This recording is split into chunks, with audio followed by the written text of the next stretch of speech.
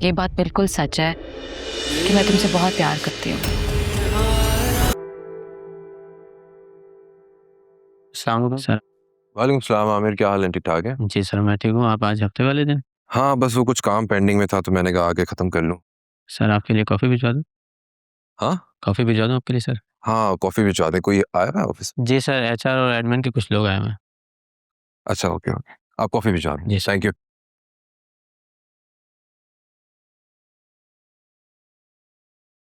कहीं जा रही हो?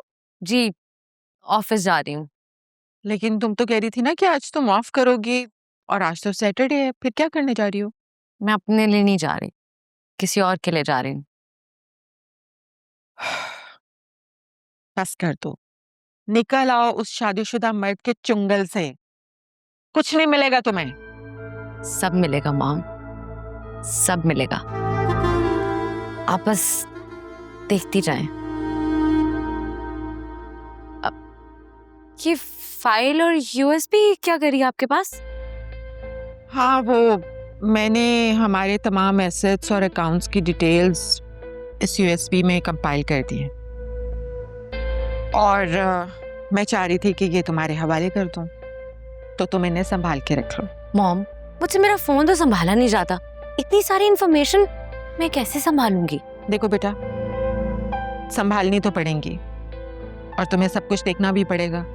मैं नहीं चाहती कि तुम मेरे बाद किसी भी चीज़ के लिए इधर उधर भटकती फिरो, इसलिए मैं चाहती हूँ कि ये सब कुछ तुम अपने पास संभाल के रख लो। मॉम, मुझे सच सच बताएं, क्या चल रहा है एग्जैक्टली? क्या चल रहा है? कुछ भी तो नहीं चल रहा। मैं तो बिल्कुल ठीक हूँ, मेरी तबीयत बिल्कुल सही है, कुछ भी नहीं हुआ। मैंने तो आपसे आपकी तबीयत के बारे में पूछा नहीं, तो फिर आप मुझे अपनी तबीयत के बारे में क्यों बता रही हैं? कहाँ जाने की तैयारी हो रही है? दानिया का निकाह है, उस पे जा रही हूँ। ओ, वही दानिया जिसे गोल्ड मेडल मिला था? हाँ, अमेरिका जा रही है शादी के बाद। बहुत एक्साइटेड है वो। अल्लाह पाक उसे खुश रखे भाई। और तुम बताओ, अकरम से कोई शादी के टॉपिक पर बात हुई? नहीं, कल नौशीन आंटी से मिलने के बाद हिम्मत ही नहीं हुई कि ऐसी कोई बात करूं। आलिया, नौशीन आंटी कितनी एनोइंग खातून है ना। तुम्हें क्या, तुमने तो पहले ही अकरम से अलग घर की फरमाइश कर दी है। हाँ, लेकिन फर्क तो पड़ता है ना। पता नहीं आंटी इतनी टॉक्सिक क्यों है। नहीं आलिया, कोई भी इंसान टॉक्सिक पैदा नहीं होता। हमारे हालात और जिंदगी के तजुर्बा हमें टॉक्सिक बना देते हैं। हाँ, लेकिन इसका कोई हल भी तो नहीं है ना। किसने कहा? मेरी तो समझ में ये नहीं आता कि जरूरत पड़ने पर लोग प्रोफेशनल हेल्प क्यों नहीं लेते हैं। तुम्हें पता है, नौशीन आंटी को किसी अच्छी साइकोलॉजिस्ट की जरूरत है। गलती से भी ना ये बात उनके सामने मत कर देना, दुश्मन बन जाएंगी वो तुम्हारी। मेरी तो समझ में ये नहीं आता है कि साइकोलॉजिस्ट के पास जाने को लोग पागल होने से क्यों जोर देते हैं। तुम्हें पता है, हमारे पाकिस्तान में 10 में से 6 औरतें जहनी दबाव और उलझन का शिकार हैं, जिसको पाकिस्तान में टॉक्सिक फैमिली कल्चर बोला जाता है। और नौशीन आंटी तो खुद ही एक बहुत बड़ी नार्सिसिस्ट है, उन्हें तो खुद चल कर जाना चाहिए अच्छी साइकोलॉजिस्ट के पास। फिर तुम देखना 5 से 6 सेशन में कितना बेहतरी महसूस करेंगी वो। भाई मैं तो उन्हें ऐसा वैसा करने के लिए कुछ नहीं कहूंगी, वो तो मुझे काट खाएंगी भाई। मैं तो बोलूंगी, मुझे मत रोकना। Good luck. तुम्हें याद है जोया बाजी कैसे रोती पड़ती रहती थी, खुद को कमरे में बंद करके रखती थी, खुद तरसी का शिकार थी। और अब देखो, जिससे बोला नहीं जाता था, साइकोलॉजिस्ट के पास जाने के बाद वो अदालत में दूसरों की बोलती बंद करने का अज़म लिए बैठी हैं। हाँ, कह तो तुम ठीक ही रही हो।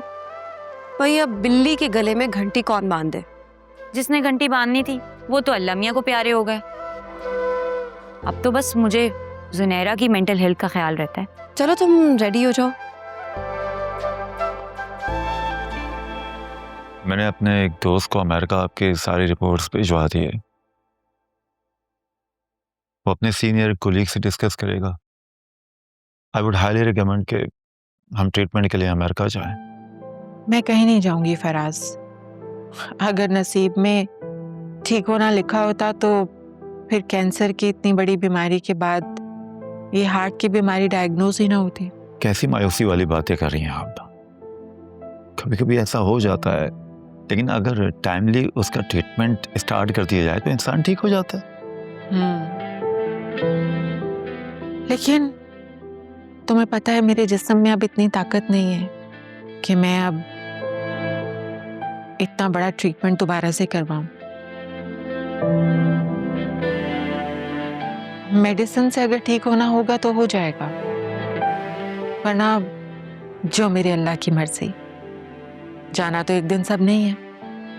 क्या हो गया आपको? अभी हमें आपकी जरूरत है। अभी तो आपको फरिया की शादी करवानी है, उसके बच्चों के साथ एंजॉय करना है। मैंने कहा ना, अगर नसीब में होगा तो मैं वो सब भी करूंगी, वरना जो मेरे रब की मर्जी। खैर, तुम 4-5 दिन से मेरे साथ हॉस्पिटल के चक्कर लगा रहे हो, थक गए होगे। मेरा ख्याल है कि तुम्हें भी अब घर जाके थोड़ा सा रेस्ट कर लेना चाहिए। कर दी ना आपने गैरों वाली बात। ऐसी कोई बात नहीं है। मैं जानती हूँ कि तुम्हारा वक्त भी बहुत कीमती है, तो मेरे ख्याल से तो यही बेहतर है कि तुम भी थोड़ा रेस्ट कर लो, घर जाके चक्कर लगाते रहना। अच्छा, मेरी फिक्र ना करें, ठीक है, मैं चला जाऊँ।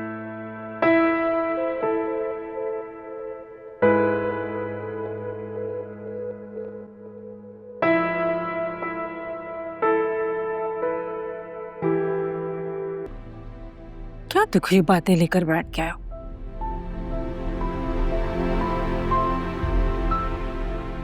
अब आगे देखना, अल्लाह सब ठीक कर देगा इंशाअल्लाह। अल्लाह से अच्छे की उम्मीद रखते हैं। बेटा, मैंने जो मोबाइल तुम्हें दिया था उसे छुपा कर रखना। कभी भी कोई इमरजेंसी हो तो फौरन हमें कॉल कर देना, हम फौरन पहुंच जाएंगे।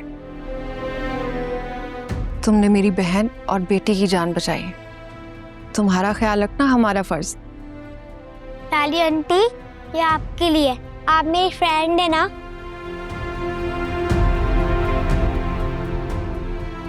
ये बहुत प्यारा है, मैं इसको हमेशा पहन के रखूंगी।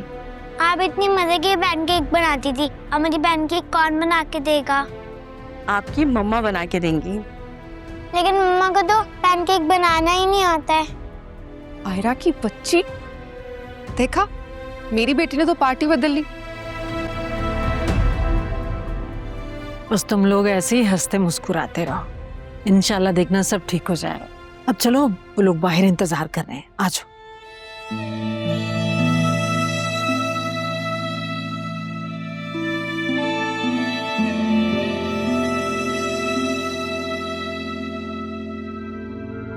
हॉस्पिटल वालों ने घर पे ही रिपोर्ट्स भिजवा दी और उस लिफाफे पर वासी का नाम लिखा था।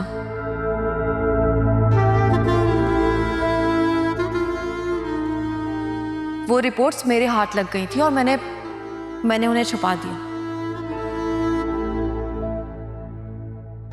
मानना पड़ेगा, ये आलिया है बात लगी, किसी ना किसी तरीके से बच जाती है।